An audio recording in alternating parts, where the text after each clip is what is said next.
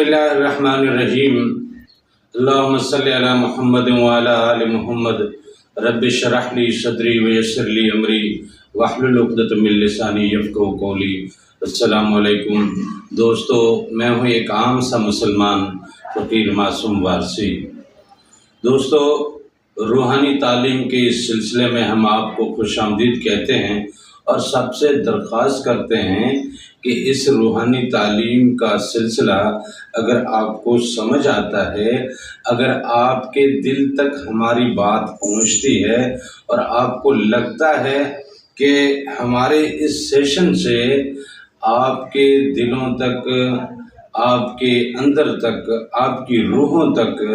اللہ تعالیٰ کے کرم کی کہانی، اللہ تعالیٰ کی محبتوں کی کہانی، اللہ تعالیٰ کی عنایتوں کی کہانی، اللہ تعالیٰ کی رحمتوں کی کہانی، اللہ تعالیٰ کی اپنے بندے کے ساتھ جو لگن ہے، جو عشق ہے، اس عشق کی کہانی اگر آپ کے دلوں تک پہنچتی ہے تو آپ سب سے درخواست ہے کہ آپ یہ سب اپنے دوستوں کے ساتھ شیئر کیجئے تاکہ وہ بھی ان سیشن سے مستفید ہو سکیں اور وہ بھی اپنی روحانیت کو جلا اور اپنے قلب کو روشن کرنے کا ایک اہتمام کر سکیں۔ دوستو، بات تو ہم بڑی سادہ سی کرتے ہیں، زیادہ علمی گفتگو ہم کرتے نہیں ہیں۔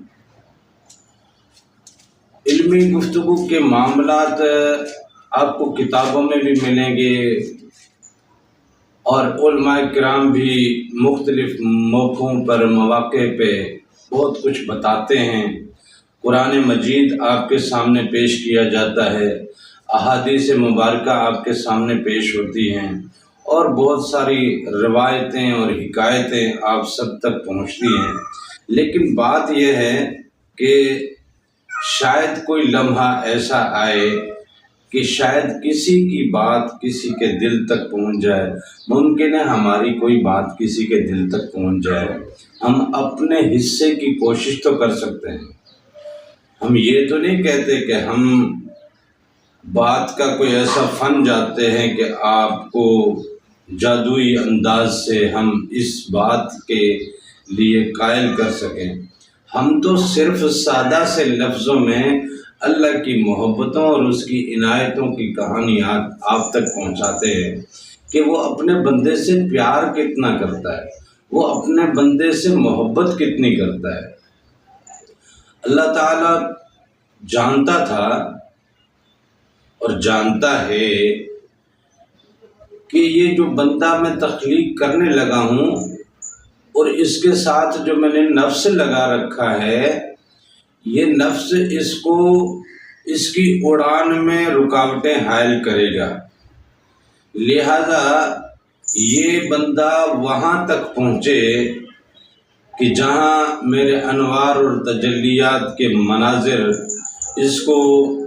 میری راہ کا عاشق بنا دے، میری راہ سلوک میں اس کو منزل سلوک کی حدوں تک لے کے جائیں، یہ سالک بن سکے، یہ اللہ کے عشق میں اپنے آپ کو فنا کر سکے۔ لہذا ان معاملات کو شیطان نفس کے ذریعے بندے کو روکنے کی کوشش کرتا ہے۔ اسی وجہ سے اللہ تعالیٰ نے ہماری اس دنیا میں اپنا ایک گھر ہمیں عطا کیا۔ حضرت ابراہیم علیہ السلام نے دعا مانگی تھی کہ مالک مجھے کچھ ایسا عطا کر جو میرے لیے اور میری اولاد کے لیے ایک انعام کے طور پہ ہو۔ پھر اللہ تعالیٰ نے حضرت ابراہیم کو حکم دے کے بیت اللہ کی تعمیر کا سلسلہ شروع کروایا اور وہ پھر حضرت ابراہیم علیہ السلام نے اپنے اولاد کے ساتھ، اسماعیل کے ساتھ، حضرت اسماعیل علیہ السلام کے ساتھ مل کے بیت اللہ کی تعمیر کی۔ یہ بیت اللہ ہماری اس روح زمین پہ جب سے وجود میں آیا، اللہ تعالیٰ نے اسے اپنا گھر قرار دیا اور اس کے طواف میں اور اس کی زیارت میں اللہ تعالیٰ نے روحانیت کے بہت سے مناظر مخفی رکھے ہیں۔ وہ لوگ جو بیت اللہ کا دیدار کر کے آئے ہیں، جو بیت اللہ کے سامنے سجدہ ریز ہو کے آئے ہیں، جو بیت اللہ کے احاطے سے ہو کے آئے ہیں، جو بیت اللہ تک پہنچے ہیں، وہ اس بات کو جانتے ہیں کہ وہاں سارے معاملے صرف ظاہری نہیں ہیں، وہاں باطنی بھی کچھ اور مناظر ہیں، اللہ کی رحمتوں کے، اللہ کی محبتوں کے اور اللہ کے جلووں کا وہاں کچھ نظارہ ہی کچھ اور ہے۔ لیکن یہ جو بیت اللہ اللہ تعالیٰ نے تعمیر کروایا، یہ بیت اللہ حقیقت میں اللہ کے اس گھر کی بالکل سیدھ میں ہے جو حقیقت میں اللہ کا گھر ہے، جو بیت اللہ ہے۔ وہ جو حقیقت میں بیت اللہ ہے وہ پھر کہاں ہے؟ وہ ہے عالم جبروت میں۔ یہ ہم جہاں رہتے ہیں یہ عالم ناسوت ہے۔ اس عالم ناسوت کو گھیرے میں لے رکھا ہے عالم ملکوت نے۔ یہ پہلا آسمان جس میں یہ ہزاروں لاکھوں کروڑوں سیارے، ستارے، گلیکسیز، یہ سب کچھ ہے جس میں ہم اور آپ رہتے ہیں۔ ہماری اس پوری کائنات کے اوپر جو یہ آسمان ہے نیلا، یہ نیلا آسمان کے اندر کی جتنی بھی کائنات ہے یہ عالم ناسوت کہلاتی ہے۔ اس کے اوپر جو دوسرا آسمان ہے، اس دوسرے آسمان کے نیچے جتنی بھی کائنات ہے اس کو عالم ملکوت کہا جاتا ہے۔ اس دوسرے آسمان کے اوپر پھر تیسرا آسمان ہے جو اس پورے دوسرے آسمان کو بھی اپنے گھیرے میں لیا ہوا ہے۔ تو اس تیسرے آسمان کے اندر جو معاملات ہیں یا جو کائنات ہے اسے عالم جبروت کہا جاتا ہے۔ یہ تین عالم اللہ کے عالم خلق میں سے ہیں۔ یہاں اللہ تعالیٰ کے خالق ہونے کے مختلف مناظر موجود ہیں، اس کی تخلیق کے بہت سے معاملات موجود ہیں۔ عالم ناسوت میں جو تخلیق کے معاملات جو ہم نے دیکھے ہیں، یہ پہاڑ، یہ ندیاں، یہ سمندر، یہ دریا، یہ کھیت، یہ کھلیان، یہ پھول، یہ میوے، یہ چرند، یہ پرند، یہ حشرات الارض، یہ جو کچھ بھی، یا انسانوں کی مختلف نسلیں، جانوروں کی مختلف نسلیں، پرندوں کی مختلف نسلیں، مچھلیوں کی مختلف نسلیں، اور اس کے علاوہ آبی مخلوق بے تحاشا، اس طرح خشکی کی مخلوق بے تحاشا۔ پھر یہ سارے، یہ تو صرف ایک زمین ہے، یہ ہمارے نظام شمسی کا ایک چھوٹا سا سیارہ یہ زمین ہے جس پہ اللہ کی یہ تخلیق ہے۔ تو وہ سیارے جو ہم نے ابھی تک کھوجے نہیں ہیں یا جن تک ہم ابھی تک پہنچ نہیں سکے ہیں، وہاں پہ اللہ تعالیٰ کی تخلیق کے کیا کیا معاملات ہیں ان کو بھی ابھی ٹھیک سے ہم کھوج نہیں پائے۔ پھر یہ لاکھوں کروڑوں اربوں سیاروں پہ مشتمل، یہ گلیکسیز اور کلسٹر پہ مشتمل، یہ لاکھوں کروڑوں لائٹ ایئرس کے فاصلے پہ اتنی بڑی کائنات، یہ پہلے آسمان کے اندر، پھر اس کو جو پورے احاطے میں لیتا ہے دوسرا آسمان، تو وہ کائنات کتنی بڑی ہے۔ اور پھر اس کے اوپر جو تیسرے آسمان کی جو کائنات ہے جسے عالم جبروت کہا جاتا ہے، وہاں عالم جبروت میں ایک شہر ہے جسے بیت المعمور کہا جاتا ہے۔ یہ بیت المعمور وہ شہر ہے جس میں اللہ کا یہ گھر موجود ہے، یہ خانہ کعبہ موجود ہے۔ اسی خانہ کعبہ کی سیدھ میں بالکل اسٹریٹ لکیر، یہاں زمین پہ وہ خانہ کعبہ اللہ تعالیٰ نے حضرت ابراہیم سے تعمیر کروایا، اور وہ آج بھی ہمارے ہاں موجود ہے۔ ہم ہر سال حج پہ جاتے ہیں، حج کا فریضہ ادا کرتے ہیں، خانہ کعبہ کا دیدار کرتے ہیں، اللہ کے گھر کا طواف کرتے ہیں۔ وہاں پہ روحانیت کی کیفیت جو ہوتی ہے، وہ جو ہو کے آئے ہیں وہ بہتر طریقے سے بتا سکتے ہیں، یا بلکہ بتا ہی نہیں سکتے۔ وہ صرف محسوس کی جانے والی کیفیت ہوتی ہے، اس کیفیت کو زبان سے بیان نہیں کیا جا سکتا۔ یہ تو مکے کی کہانی ہے، لیکن بیت المعمور یعنی عالم جبروت ایک ایسا عالم ہے جہاں ارواح کے مختلف قبیلے رہتے تھے اور رہ رہے ہیں، جسے عالم ارواح کہا جاتا ہے۔ اور پھر عالم ارواح سے ہٹ کے پھر ایک الگ سے روحوں کی دنیا بسائی گئی، جس میں ایک کو علیین کہا گیا، ایک کو سجیلین کہا گیا۔ جو علیین دنیا ہے روحوں کی، جہاں نیک روحیں واپس جاتی ہیں، بیدار روحیں واپس جاتی ہیں، اللہ کے ذکر اذکار میں رہنے والی روحوں کا جو واپسی کا مقام ہے یا اسٹیشن ہے، یا جہاں پہ وہ روحیں جو بیدار ہو چکی ہیں انوار میں، اور وہ روحیں جو دیدار کی دولت سے فیضیاب ہو چکی ہیں، وہ روحیں جو انبیاء کی ہیں، وہ روحیں جو اولیاء کی ہیں، وہ روحیں جو شہیدوں کی ہیں، وہ روحیں جو صدیقوں کی ہیں، ایسی تمام ارواح اللہ کے پیاروں کی، اللہ والوں کی ارواح کو جس علاقے میں بھیجا جاتا ہے، جس اسٹیٹ میں بھیجا جاتا ہے، جس اسٹیشن پہ بھیجا جاتا ہے، وہ بہت بڑا اسٹیشن ہے،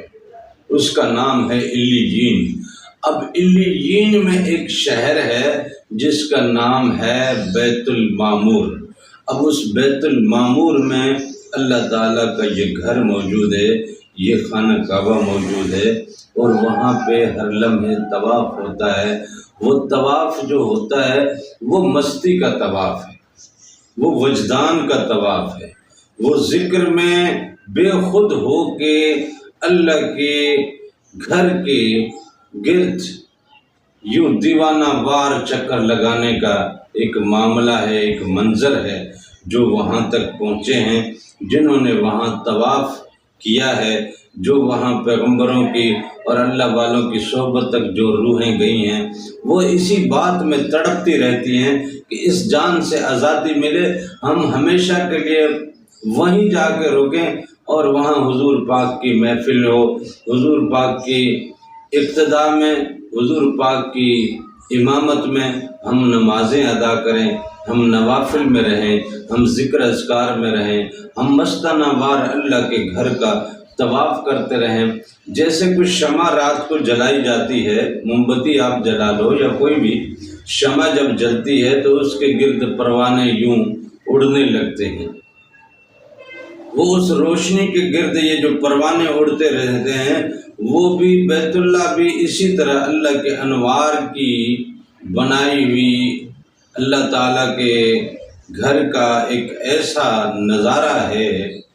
جو اللہ کے نور کی تعمیر ہے، جو اللہ کے نور کی تخلیق ہے۔ وہ اس نور کی تخلیق کا وہ جو کعبہ، وہ جو خانہ کعبہ ہے، وہ اس کی کشش ایسی ہے کہ ہر روح دیوانہ وار بالکل پاگلوں کی طرح، مستوں کی طرح اس کے ذکر میں اور اس کے حضور جناب نعرے لگاتے ہوئے اللہم لبیک اللہم لبیک لا شریک لک لبیک ان الحمد۔ تعریف تو تیری ہے نا، انعام بھی جو دیے ہیں تو نے دیے ہیں نا، مہربانیاں جو کی ہیں وہ بھی تو نے کی ہیں نا، جو عطا کیا ہے وہ بھی تو نے عطا کیا ہے نا، یہ وجد عطا کیا، یہ عشق عطا کیا، یہ محبت عطا کی، یہ نسبت عطا کی، یہ مرحلہ عطا کیا، یہ موقع عطا کیا، یہاں پہنچنے تک کا انعام دیا۔ یہ سب نعمتیں تو مالک تیری ہیں، تو نے دی ہیں، تو نے عطا کی ہیں، تیری مہربانی ہے۔ تو اللہ کی مہربانی اور اللہ کی حمد میں، اللہ کے انعام اور اللہ کے حمد میں مستانہ وار اللہ کے اسم کی ضربیں لگاتے ہوئے دیوانہ وار پروانوں کی طرح، جیسے وہ شمع کے گرد پروانے اڑتے ہیں، اس طرح وہاں روحیں اڑتی ہیں، اڑ اڑ کے طواف کرتی ہیں، دوڑ دوڑ کے طواف کرتی ہیں، وجدان میں رہتی ہیں۔ بیت المعمور بیسکلی وہ ایک ایسا شہر ہے جہاں یہ خانہ کعبہ موجود ہے۔ اسی خانہ کعبہ کی سیدھ میں پھر یہاں دنیا پہ یہ خانہ کعبہ بنایا گیا کہ ابلیس نفس کے توسط سے جن کو اس پرواز کی توفیق تک نہیں جانے دیتا وہ یہاں آئیں، وہ یہاں تک آئیں، وہ اپنے اپنے شہروں سے پیدل چل کے یا جس طرح سے بھی وہ یہاں پہنچیں اور میرے گھر کا طواف کریں، دیوانہ وار میرا ذکر کریں، اپنے نفس کو کنکریاں ماریں اور میری راہوں میں دیوانہ وار یوں دوڑتے پھریں اور میرے نام کی ضربیں لگاتے پھریں، میرا اسم میرا ذکر کرتے رہیں، میرے حضور سجدے کرتے رہیں، دنیا سے ماورا ہو جائیں، دنیا سے بے تعلق ہو جائیں، دنیا سے رشتے توڑ لیں، ایک سادہ سا کپڑے، انسلے کپڑے، بس اس کپڑے میں اپنے آپ کو لپیٹ کے اپنی ستر پوشی کرتے ہوئے بس میری راہ میں دیوانہ وار وجدانی کیفیت میں آ جائیں اور یہاں آئیں۔ جو یہاں منظر ملتا ہے اس سے یہ ان کو اندازہ ہو کہ اگر روح بیدار ہو اور حقیقی خانہ کعبہ تک پہنچے تو وہاں وجدان کیا ہوگا، وہاں انعام کیا ہوگا، وہاں راحت کیا ہوگی، وہاں تسکین کیا ہوگی، وہاں لذت کیا ہوگی، وہاں مزہ کیا ہوگا۔ اس چیز کا اندازہ کرنے کے لیے یہاں آئیں، یہاں دیکھیں۔